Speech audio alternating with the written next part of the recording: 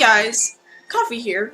With the upcoming release of Legend of the Erased, I figured I'd put together some videos explaining what it is. I plan to release it early December, so be on the lookout for that. For the first video, I figured I'd introduce you to the characters, because after all, a story with no characters is no story at all.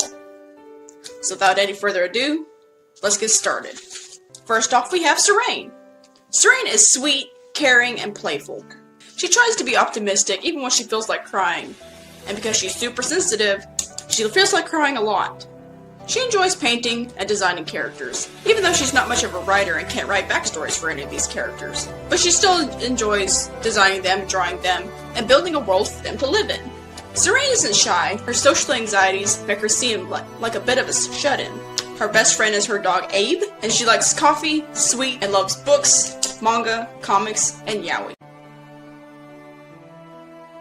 Next we have Abaddon. Abaddon comes off as serious, cruel, and antisocial, but he's honestly more aloof and absent-minded. He's not ignoring you, he's just off in La La Land, not even hearing you.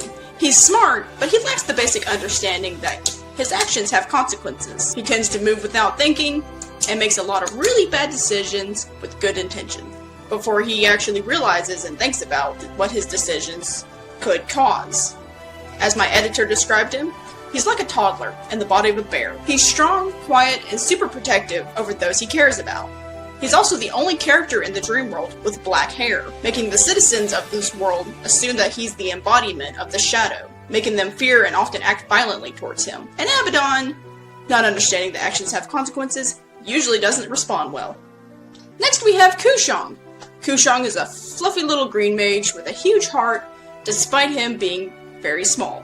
He looks like a child, but he's actually a full-fledged adult.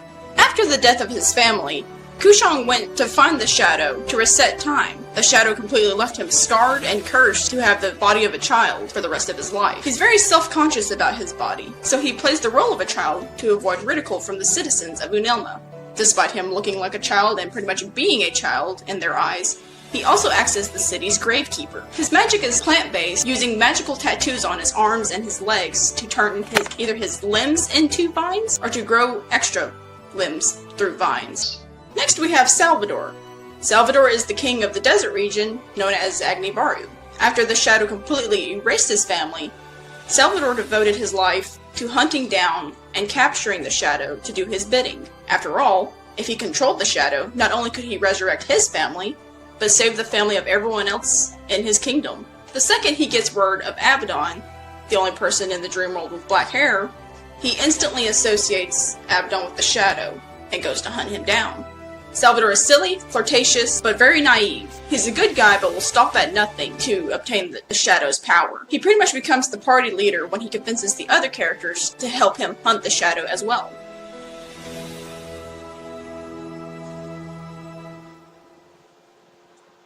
And now we have Neji. Neji is the Prince of Kalori, the Arctic region of the dream world, or at least he was until the shadow completely remade the entire world as if he didn't exist. After the shadow ruined his life, as well as the life of his childhood friend Salvador, Neji swore to achieve vengeance against the shadow. Neji is selfish, proud, and has a problem with anyone he sees as weak. He admires Abaddon's strength and courage, as well as Salvador's humble nature. Neji has a lot of deep-rooted issues from his family, who constantly ridicule him for his more feminine build. He wants to be a tough guy, but deep down, he's a perverted trickster with a decent heart. Next up we have Michael. Michael comes into the dream world in a state of absolute confusion. Pulled directly from the shadow itself, she doesn't remember having any family or any past at all. All she remembers is that she had a brother. Everyone else that has been affected by the shadow remembers their family. Everyone except for Michael and Abaddon. Abaddon, seeing that Michael's the only one that's also alone, pretty much adopts her as his own sister until they can succeed in finding her family. Michael is usually pretty reserved, quiet, and calm, but has a more energetic side, which usually revolves around picking on and teasing Abaddon or those that she's comfortable with. She's not afraid to fight or spill blood in order to protect her new family, even if she trusts maybe one or two members of this new family. And next we have Ginny Carter. Ginny is Serene's mom. She's very immature, childish, and playful. She's an optimistic ball of sunshine that acts more like a best friend or a sister to Serene than like an actual mother. She's aware that Serene's struggling with a lot mentally, but she doesn't really know how to help other than with jokes, playfulness, and by trying to find Serene a date or something like that. And next we have Bryan.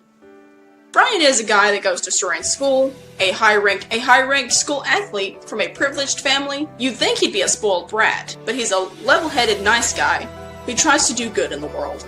He comes from a family full of women and sisters, so seeing as Serene is constantly ridiculed and bullied at school, he finds himself a little bit protective over her, even though he doesn't have the backbone to actually do anything to help her. He's lacking in intelligence and is pretty spineless. He first appears in Chapter 1 along with his friend Ronnie. Wherever Ronnie goes, Bryan follows like a lost puppy.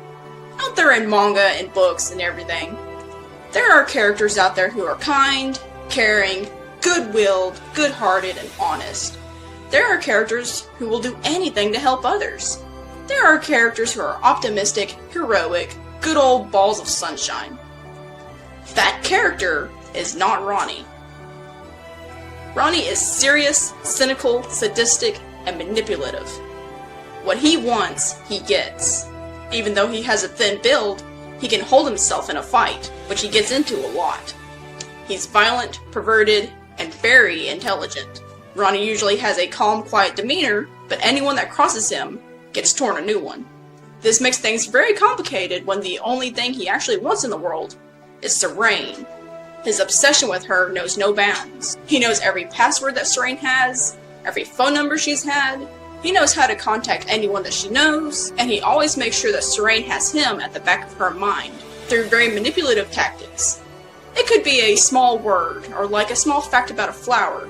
Now every time Serene sees a flower or thinks about a flower, Ronnie's there, at the back of her mind. Serene usually shows a more feisty and abrasive side towards Ronnie, but that just adds fuel to his fire.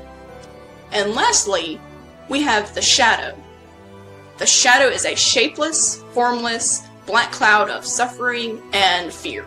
It rewrites lives, changes time, removes towns, and whatever the Shadow wants to rewrite or write, it happens.